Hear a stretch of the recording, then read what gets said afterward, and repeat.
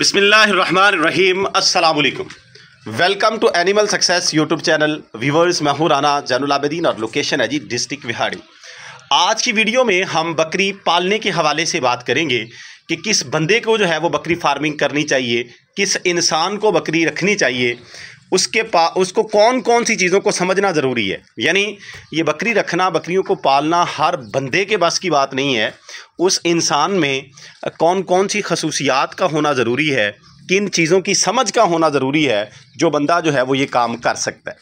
आपने अक्सर देखा होगा कि बहुत से दोस्त जो हैं वो इस काम में आते हैं, देखा देखी बकरियों को रखते हैं और चंद दिनों में, चंद हफ्तों में या चंद महीनों में जो है वो इस काम को खैराबाद कह देते हैं और फिर जो है तरह तरह की बातें करते हैं बकरी फार्मिंग के बारे में।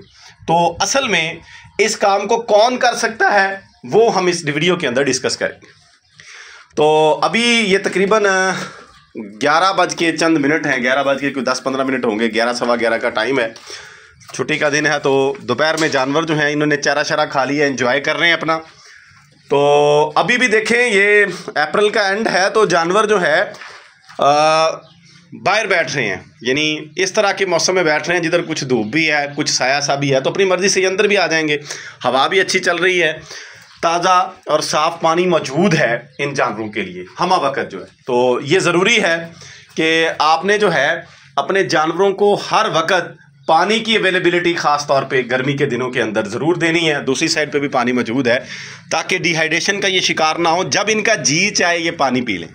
देखिए, हम इंसान जब हमारा दिल करता है किसी भी चीज़ को, पानी पीने को, कुछ खाने को, तो हम जो है फ़ौरी तौर पे उस चीज़ को ईट करते हैं, इनटेक करते हैं, तो हमें हमारी जो वो रिक्वायरमेंट है पूरी हो जाती है। तो इसी तरीके कार से हमने इनको भी फैसिलिटेट करना है, जानवरों को भी वो सहूलियात मुयस्सर करनी है। अब देखें, ये बच्चा आ गया, इसने पानी पीना है,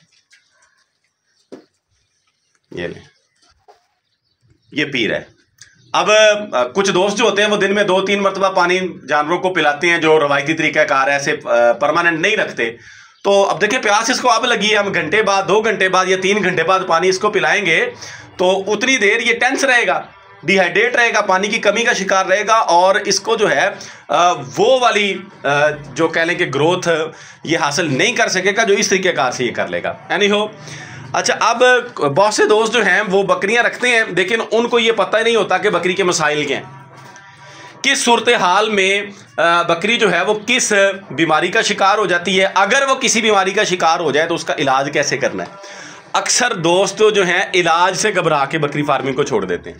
याद रखिएगा, जिस बंदे ने जो भी काम करना है उस बंदे के पास उसकी समझ का होना ज़रूरी है। सबसे पहले मसाइल की आगाही कि अगर मेरा जानवर जो है वो ज़्यादा धूप में बैठ रहा है तो उसको क्या मसला है, ज़्यादा वो छाँव में बैठ रहा है तो उसको क्या मसला है, ज़्यादा देर वो बैठा रह रहा है तो क्या मसला है, ज़्यादा देर वो खड़ा ही रहता है, बैठता ही नहीं है, जगाली नहीं करता है, पानी नहीं पीता है, चारा कम खाता है, सुस्त रहता है, तो उसको क्या मसाइल हैं। सबसे पहले ऑब्जर्वेशन उसको सीखनी चाहिए।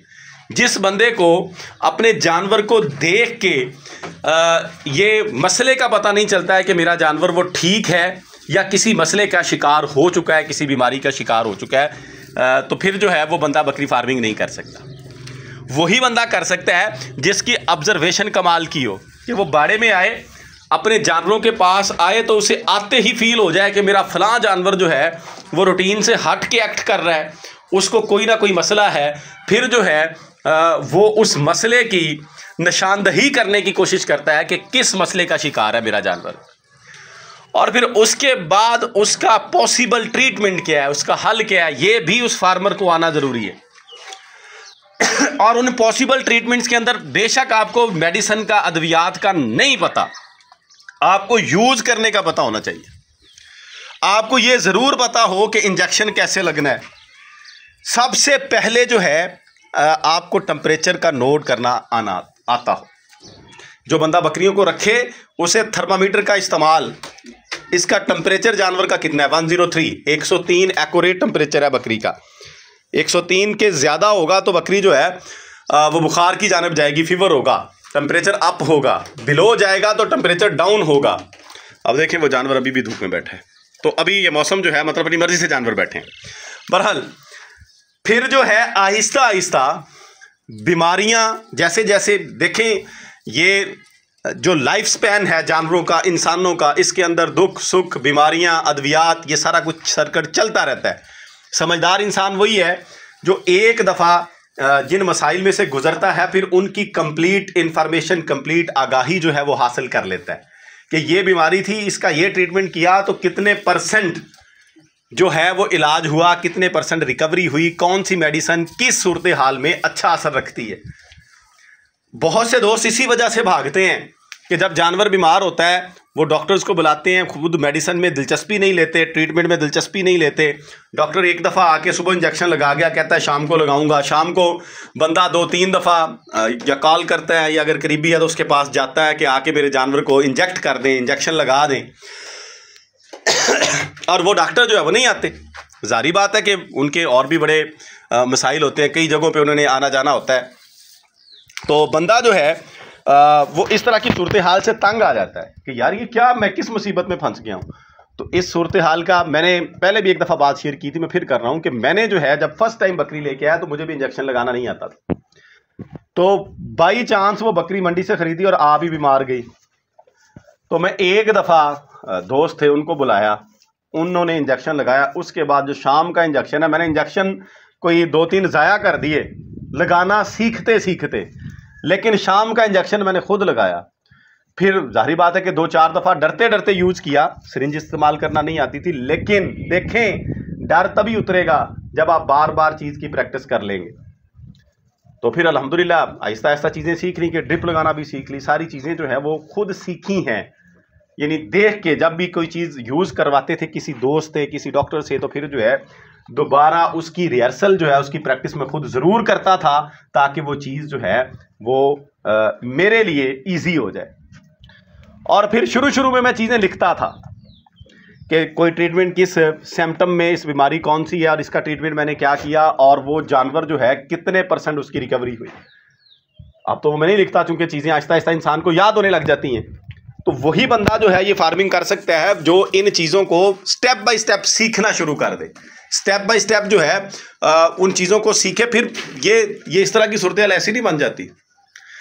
फार्मर्स वही ये मेडिसिन रख सकते हैं जिनको समझ होती है। तो वो बंदा जो इन चीज़ों में इंटरेस्ट नहीं लेता, या ये कह लें कि जिसके पास इतना टाइम ही नहीं है कि अपने जानवरों को खुद देख सके, किसी के आसरे पे वो जानवर छोड़ देता है, मुलाजमों के आसरे पे या किसी और दोस्त के, तो वो भी ये काम नहीं कर सकता। वो ज़रूर जो है ख़ता खाएगा, लॉस में जाएगा और भाग जाएगा। तो अगर बकरियां रखनी है तो आपके पास बुनियादी मालूमात का होना ज़रूरी है। बकरी की बुनियादी ट्रीटमेंट यानी डोजेज का होना भी, मतलब इंजेक्शन जो है इसकी डोजेज से भी मुझे एक वाक़या याद आ गया कि एक भाई का ऐसे जानवर बीमार हुआ, वो डॉक्टर के पास गया, उसने मेडिसिन दे दी, उन्होंने अपनी बकरी बीमार बताई और उन्होंने वो डोज बता दी भैंस के लिहाज से। अब इनको 3-4 या 5 ml इंजेक्शन लगना है, भैंसों को 15-20 ml, और आके उन्होंने उतने ml ही वो बकरी को लगा दिया और बकरी गई, वो बर्दाश्त ही नहीं कर सकी। तो जब उन भाई से बात की, उन्होंने कहा कि मैंने तो भैंस की दवाई दी है, और इन भाई को ये आइडिया ही नहीं था कि बकरी को हमने कितने ml कितने cc इंजेक्शन लगाना है। तो मेरा भाई बात करने का मकसद ये है कि बकरी को समझना, इसके ट्रीटमेंट को, इसकी खुराक को समझना इंतहाई ज़रूरी है अगर बकरियां रखनी है। अगर आपको ये समझ नहीं है तो फिर आप कतन इस काम में ना आए। ये ज़रबी जो फ़र्जी कैलकुलेशंस हैं, देखा देखी वीडियोस को या किसी से सुन के अगर आप इस काम में आ रहे हैं, आपको बेशक जितना मर्जी शौक़ है, आप लॉस में जाएंगे और भाग जाएंगे। तो वही बंदे ये काम करें जो या तो इसकी मालूमात रखते हैं या सीखने का शौक़ रखते हैं, सीखने का जज्बा रखते हैं। और सीखा भी बाहर से नहीं जाना, आप एक जानवर रख लें, उसके ऊपर काम करें। हाँ, इतना ज़रूर है कि बकरी के मसाइल ज़्यादा हैं, बकरों के कम हैं। इसके ऊपर हम अलग से गुफ्तगू करेंगे कि नए बंदे को कौन सी चीज़ें रखनी चाहिए। वीडियो एंड करते हैं। अल्लाह ताला हम सब का हामी व नासिर हो। फ़ी अमानिल्लाह। अल्लाह हाफ़िज़।